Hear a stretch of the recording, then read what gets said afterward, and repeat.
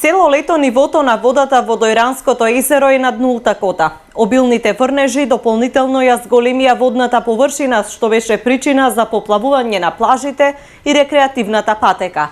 Градоначалникот вели дека и во контакт со грчките колеги треба да се потпише договорот за испуштање на вода низ каналот во Грција, со што би се надминал овој проблем.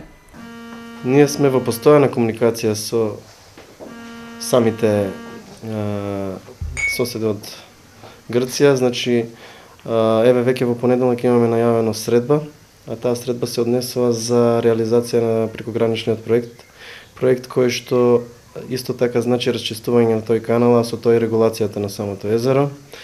Ние од наша страна правиме максимални напори да биде тоа што е можно побрзо, не дели само потписот договорот за реализација. Веќе во понеделник имаме поконкретни сознанија за како се движат тамошните активности.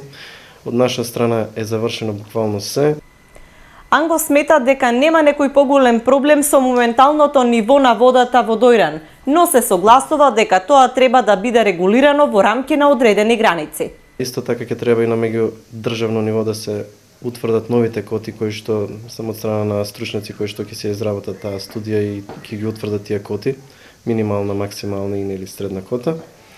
А со тоа ќе се помогне и на Дојран со ваквите ситуации, нели, што ни се случува со прелевање на патеката и проблемите кои што ни ги прави со самата патека и со плажите.